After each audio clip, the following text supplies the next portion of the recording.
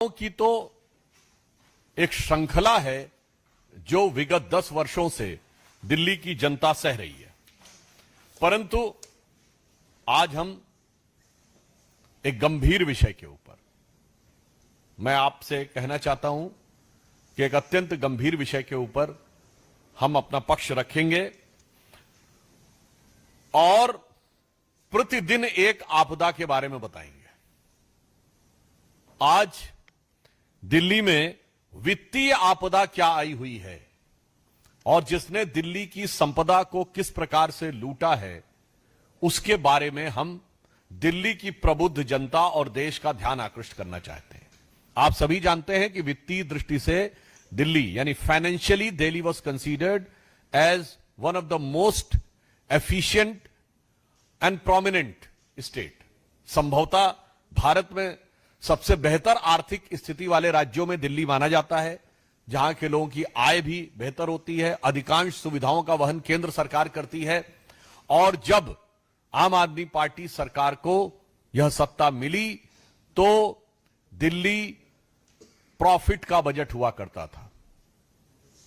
यह वर्ष 2024-25 पहला वर्ष होने जा रहा है जब दिल्ली घाटे की तरफ बढ़ रहा है। और वह घाटा कितनी बड़ी चुनौती लेके आया है, इसका प्रमाण यह है कि 2024-25 के यानी वर्तमान फाइनेंशियल ईयर के लिए दिल्ली सरकार ने national small saving fund NSSF से 10,000 करोड़ रुपए का ऋण लेने के लिए पत्रावली मूव की है। और यह परिस्थिति केवल तुरंत नहीं बनी है, यह अनायास नहीं बनी है। उत्तरोत्तर पिछले 10 वर्षों में दिल्ली में यह स्थिति खराब होती चली गई है।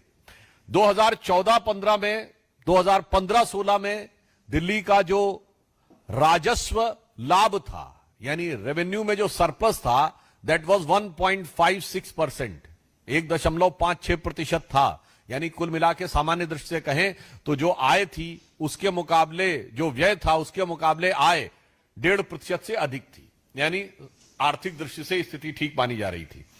फिर वो गिरना शुरू होता है। 2016-17 में 0.85 पे आता है, फिर 0.72 पे आता है, एक बार उठ के 0.95 पहुंचता है और 2020-21 में वो 0.19% पे आ जाता है, फिर 0.3 पे आता है और इस साल वो निगेटिव में जाता हुआ दिखाई पड़ रहा है।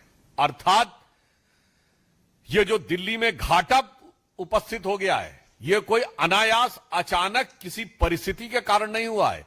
ये आंकड़े बता रहे हैं कि 10 साल निरंतर नीचे जाते जाते जाते जाते ये आज घाटे की तरफ आगे बढ़ गए हैं। और जो नेशनल स्मॉल सेविंग फंड्स है NSSF, उससे जो इन्होंने 10,000 करोड़ की इस बार ऋण लेने के लिए आवेदन दिया है, वो भी ऐसे नहीं है।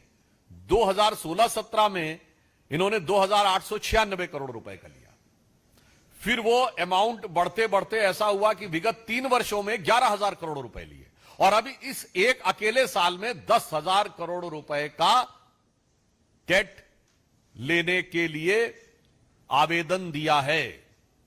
यानी अब आप समझ सकते हैं कि दिल्ली के खजाने को लूटकर और खजाना खाली करने में इन्होंने कितने कीर्तिमान स्थापित किया। और इसके अतिरिक्त एक और बात बताना चाहते हैं, जो केंद्र सरकार से सहायता मिलती है, ग्रांट इन एड, आप उस विपदा का स्वरूप समझिए, आपदा का स्वरूप समझिए। केंद्र सरकार से जो सहायता मिलती है वो उस पर निर्भरता उत्तरोत्तर बढ़ती जा रही है। 2014-15 में जो जीडीपी का 0.47% ये ग्रांट इन एड पर, यानी जो सीधे आपको एक प्रकार से दे दिया जाता है केंद्र सरकार के द्वारा, उस पर निर्भर थे, वह बढ़ते बढ़ते 2020-21 में 1.54 हो गई। यानी एक शब्दों में कहें कि केंद्र सरकार के द्वारा प्राप्त होने वाले धन पर दिल्ली सरकार की निर्भरता 3 गुने से अधिक हो गई। और जो लाभ में चलने वाला बजट घाटे में आ गया। और इसके बाद इतना ही नहीं है, जो राजस्व होता है, यानी टैक्स कलेक्ट करते हैं, रेवेन्यू कलेक्शन में भी सरकार, जिसमें सरकार की एफिशिएंसी भी होती है, वैसे ठीक है, उन्होंने मतलब जब फ्री की वो एक बोतल के बदले एक बोतल बांटेंगे तो मानी हुई बात है, रेवेन्यू में कमी तो आएगी। अब रेवेन्यू कमी भी निरंतर वो बढ़ती चली जा रही थी, और जिसकी वजह से हम ये कह सकते हैं कि 10 साल में अगर आप देखिए 2014-15 में जो राजस्व था वो 5.4% के आसपास था जीडीपी का, यानी कुल जो एक तरीके से आप समझिए कुल जो उत्पाद होता था दिल्ली में उसका 5.4% वो टैक्स कलेक्शन करने में सफल होते थे, जो घटते घटते घटते घटते 3 कुछ पे आ गया है, 3.9% पे। और ये मैं बता दूं कि देश में एवरेज 6.27 है, यानी पूरे देश में राज्यों का जो कुल औसत है वो है कि 6.27% राजस्व वसूलते हैं कुल जीडीपी का। वहीं ये घटते घटते देश के लगभग आधे की तरफ बढ़ रहे हैं। इसलिए मैंने कहा बहुत गंभीर प्रश्न है, किस प्रकार की वित्तीय अनियमितताओं के द्वारा, किस प्रकार दिल्ली के टैक्स पेयर की संपदा को लूटते हुए, उसका कुप्रबंधन करते हुए दिल्ली को इस भीषण आपदा में इन्होंने डाला है। और वैसे तो ये जहां रहते वहां आपदा में डालते हैं। आप पंजाब में जाके चेक कर लीजिए, वहां तो फुल स्टेट है। जो इन्वेस्टमेंट पंजाब में था आज से 3 साल पहले और आज कितना हो गया है। आज ही अगर आपने देखा होगा मीडिया में वह समाचार है कि पंजाब की महिलाएं केजरीवाल जी के आवास के बाहर आकर प्रदर्शन कर रही हैं। यह दर्शाता है कि दिल्ली में अगर आप ये बचाव करने का भी प्रयास करें कि फुल स्टेट नहीं है, तो जहां फुल स्टेट है वहां पे क्या स्थिति है। अब मैं ये भी बताना चाहता हूं, आपने आकर, अब आम आदमी पार्टी वाले कहेंगे कि साहब हमने तो बहुत सारा खर्च किया है एजुकेशन और हेल्थ पे, तो हम बताना चाहते हैं ठीक है, आपने 40 से 45% खर्च किया, पर उसका आउटपुट क्या है। आज स्थिति यह है कि मोहल्ला क्लिनिक में भ्रष्टाचार दिखाई पड़ रहा है। आपने शिक्षा की बात कही, तो शिक्षा को लेकर न्यायालय ने आपके ऊपर टिप्पणी की हुई है। और इतना करने के बाद भी मैं दिल्ली की प्रबुद्ध जनता को बताना चाहता हूं, अब इन्होंने खजाना लूट कर खाली कर दिया है।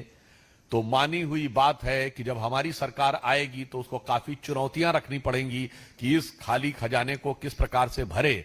और जो ख्वाबों ख्यालों में सोचते हैं इनकी सरकार कभी आई, तो ये समझ लीजिए वो ख्वाबों ख्यालों वाली सरकार में कि आगे ऐसी स्थिति होगी कि किसी भी चीज के लिए कोई धन बचने की स्थिति नहीं होगी। अब मैं बताना चाहता हूं केजरीवाल साहब को, आप कहते हैं कि आप गरीबों को देना चाहते हैं, किस प्रकार से दिया जाता है फ्री का, वो प्रधानमंत्री श्री नरेंद्र मोदी जी से सीखिए।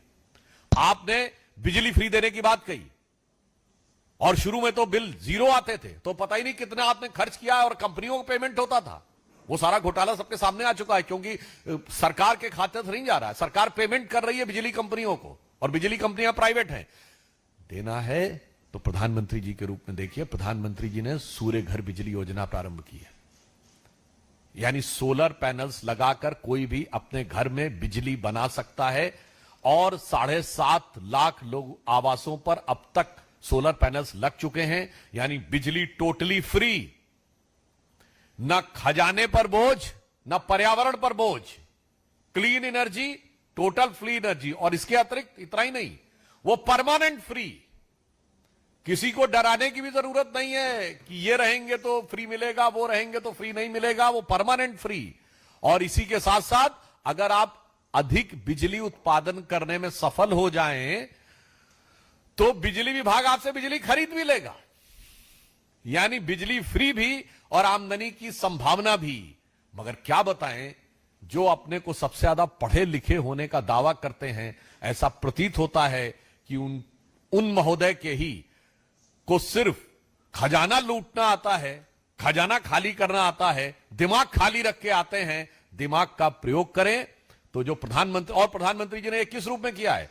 जब हमारी सरकार बनी तो सोलर पैनल्स, सबसे पहले सोलर अलायंस बना, फिर सोलर पैनल्स का प्रोडक्ट लिंक इटी स्कीम में कंस्ट्रक्शन शुरू हुआ, अन्यथा हम टोटल बाहर से आयात करते रहते। और उसके बाद 22 जनवरी 2024 को, जिस दिन श्री रामलला विराजमान की प्राण प्रतिष्ठा थी, उस दिन प्रधानमंत्री सूर्य घर बिजली योजना का प्रारंभ हुआ। ऐसे आप सोचिए कि किस ढंग से विकास किया जाता है और किस ढंग से जनता को मुफ्त सेवाएं उपलब्ध कराई जा सकती हैं, सफलता के साथ और वित्तीय प्रबंधन के साथ। इसलिए अंत में मैं कहना चाहता हूं दिल्ली की जनता से और देश की जनता भी सोचे कि नई राजनीति का प्रयोग करने वाले क्या होते हैं। बड़ा प्रसिद्ध दोहा है रहीम दास का कि रहीमन विपदा हूं भली जो थोड़े दिन होए, रहीमन विपदा हूं भली जो थोड़े दिन होए, हित अनहित या जगत में जानि परत सब कोय। अर्थात विपदा जो है वो थोड़े दिन की अच्छी होती है, क्योंकि क्या अच्छा है क्या बुरा है, क्या आपके हित में है क्या अहित में है, ये सब कुछ दिखाई पड़ जाता है। इसलिए मगर दिल्ली में ये विपदा, ये आपदा बहुत लंबी हो गई है, अब ये 10 वर्ष की हो गई है। इसलिए अब जागृत होकर दिल्ली की जनता को इस आपदा को, दिल्ली की संपदा को लूटने वालों को से मुक्ति का मार्ग प्रशस्त करना होगा। और हम आश्वस्त हैं कि वो इस दिशा में आगे बढ़कर इस आपदा के प्रबंधन में, इस आपदा के निवारण में सक्रिय भूमिका निभाएंगे। और इसी श्रृंखला में कल हम लोग आपको एक और आपदा बताएंगे। आज फाइनेंशियल क्राइसिस, वित्तीय आपदा के संदर्भ में बताया, कल पार्टी एक अन्य आपदा के संदर्भ में बताएगी। धन्यवाद। प्रश्न आमंत्रित है। अरे बैठ के प्लीज यहां। और एक सेकेंड, किसी और का क्वेश्चन है? बताइए। बैठ जाइए। अरे